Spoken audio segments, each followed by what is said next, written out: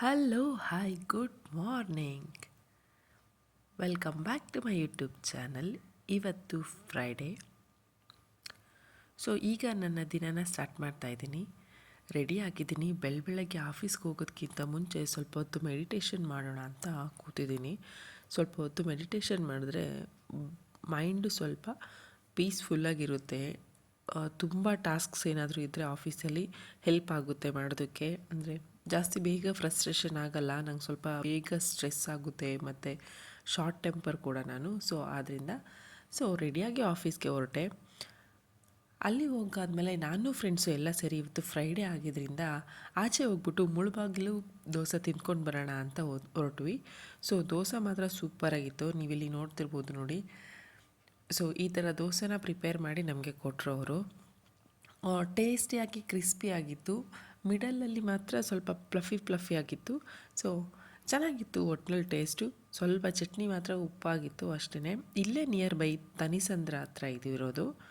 So ಎಲ್ಲರೂ friends ಎಲ್ಲ ಹೋಗ್ಬಿಟ್ಟು ತಿಂಡಿ ತಿಂದು ಬಂದ್ವಿ. ಬರುವಾಗ ಹಾಗೆ ಸ್ವಲ್ಪ ಮೋಜು ಮಸ್ತಿನ ಮಾಡಿಕೊಂಡು ಬಂದ್ವಿ. ಸೊ ಕೆಂಪು ಚಟ್ನಿ ಮಾತ್ರ, ರೆಡ್ ಚಟ್ನಿ ಮಾಡಿರಲ್ಲ, ಅದು ಸ್ವಲ್ಪ ಖಾರವಾಗಿತ್ತು. ಒಟ್ನಲ್ಲಿ ಚೆನ್ನಾಗಿತ್ತು. ಇಡ್ಲಿ ಕೂಡ ಚೆನ್ನಾಗೇ ಇತ್ತು. ಅದಾದಮೇಲೆ ಸ್ವಲ್ಪ ಅಲ್ಲೇ ಪಕ್ಕದಲ್ಲಿದ್ದಂತಹ ಬೇಕ್ರಿಯಲ್ಲಿ ಟೀ ಕುಡ್ಕೊಂಡು ಬಂದ್ವಿ. ಸೊ ಟೀ ಕೂಡ ಚೆನ್ನಾಗೇ ಇತ್ತು. ಸೊ ಒಳ್ಳೆ ತಿಂಡಿ ಆದಮೇಲೆ ಒಂದು ಒಳ್ಳೆ ಟೀ ಕುಡಿದ್ರೆ ಸೂಪರಾಗಿರುತ್ತೆ. ಸೊ ಅದಾದಮೇಲೆ ಮಧ್ಯಾಹ್ನ ಆಯಿತು. ಸ್ವಲ್ಪ ವರ್ಕೆಲ್ಲ ಫಿನಿಶ್ ಆದಮೇಲೆ ಮಧ್ಯಾಹ್ನಕ್ಕೆ ಬಾಕ್ಸ್ ತೊಗೊಂಡೋಗಿದ್ವಿ. ಬಾಕ್ಸ್ ಬೆಳಗ್ಗೆ ತೊಗೊಂಡೋಗಿದ್ದು, ಬೆಳಗ್ಗೆ ತಿನ್ನೋಕ್ಕಾಗಿರಲಿಲ್ಲ. ಸೊ ಮಧ್ಯಾಹ್ನ ತಿಂದ್ವಿ. ಸೊ ಈ ದಿನ ಫ್ರೈಡೇ ಅಲ್ವಾ, ಚೆನ್ನಾಗೇ ಇತ್ತು. ಫ್ರೆಂಡ್ಸ್ ಜೊತೆ ಸ್ವಲ್ಪ ಮೋಜು ಮಸ್ತಿ ಮಾಡಿ ನಂತರ ಎಲ್ಲ ಫಿನಿಷ್ ಮಾಡಿ ವರ್ಕ್ನ ಲಾಗೌಟ್ ಮಾಡಿದೆ. ಸೊ ಇಲ್ಲಿ ನಾನು ಲಾಗೌಟ್ ಮಾಡಿ ಕ್ಯಾಬಲ್ಲಿ ಹೋಗ್ತಾ ಇದ್ದೇನೆ ರಿಟರ್ನು.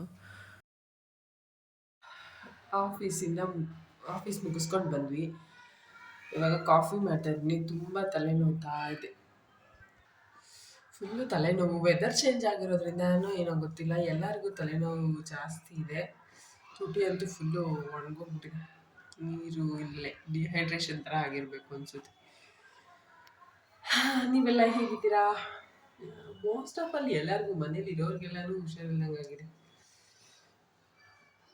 ತಲೆ ಅಂತೂ ಒಂಥರ ನಮ್ಮ ಕಡೆ ಬಾತ್ ಕಂಡಂಗೆ ಅಂತ ಅಂತಾರೆ, ಹಂಗಾಗ್ಬಿಟ್ಟಿದೆ. ತಲೆ ಸ್ನಾನ ಮಾಡಿ ತಲೆ ನೀಟಾಗಿ ಒಣಸ್ಕೊಂಡು ನಿಲ್ದಾಗ ಆಗುತ್ತಲ್ಲ, ಹಂಗಾಗಿದೆ. ಕೊಂಡು ಆಗಿದೆ, ಕೆಮ್ಮಾಗಿದೆ. ಎಲ್ಲ ಬಾಧಕಗಳು ವೆದರ್ ಚೇಂಜ್ ಆಗಿರೋದ್ರಿಂದ. ಪ್ರೋಸ್ ಆ್ಯಂಡ್ ಕಾನ್ಸ್ ಅಂತಾರಲ್ಲ ಹಂಗೆ. ಉಪಯೋಗಗಳು, ಅನುಕೂಲಗಳು, ಅನಾನುಕೂಲಗಳು. ಸೊ ಟೀ ಮಾಡ್ತಾ ಇದ್ದೀನಿ. ಟೀ ರೆಡಿ ಆಗ್ತಾ ಇದೆ. ಟೀ ಕೊಟ್ಬಿಟ್ಟು ಸ್ವಲ್ಪ ಆಚೆ ಹೋಗಿ ಬರಬೇಕು. ಇಲ್ಲೇ ರಿಲೇಷನ್ಸ್ ಮನೆಗೆ ಹೋಗಿ ಬರೋದಷ್ಟೇ. ಸೊ ಸಂಜೆ ರಿಲೇಷನ್ ಮನೆಗೆ ಹೋಗೋ ಪ್ಲ್ಯಾನ್ ಕ್ಯಾನ್ಸಲ್ ಆಗಿದ್ದರಿಂದ ಹಾಗೆ ಸ್ವಲ್ಪ ಹೊತ್ತು ಆಚೆ ಹೋಗ್ಬಿಟ್ಟು ಬರೋಣ, ತಲೆಯೆಲ್ಲ ಕೆಲಸ ಮಾಡಿ ಕೆಟ್ಟೋಗಿರುತ್ತೆ ಅಂತ ಅಂದ್ಬಿಟ್ಟು ಹೋದ್ವಿ ಆಚೆ. ಸೊ ಹಾಗೆ ಆನ್ ದ ವೇ ಹೋಗ್ಬೇಕಾದ್ರೆ ನಮಗೆ ಸುಮ್ಮನೆ ಎಲ್ಗೋಗ್ಬೇಕು ಅಂತ ಏನಿರಲಿಲ್ಲ ಡೆಸ್ಟಿನೇಷನು. ಸುಮ್ಮನೆ ಹೋಗ್ಬೇಕಾದ್ರೆ ರೈಟ್ ಸೈಡಲ್ಲಿ ಇಲ್ಲಿ ಮಶ್ರೂಮ್ ಹೋಟೆಲ್ ಸಿಕ್ತು. ಓನ್ಲಿ ಮಶ್ರೂಮ್ ಸರ್ವ್ ಮಾಡ್ತಿದ್ರು. ಸೊ ಅಲ್ಲಿ ನೋಡಿದ್ರೆ ವೆರೈಟೀಸ್ ಆಫ್ ಡಿಶಸ್ ಇತ್ತು.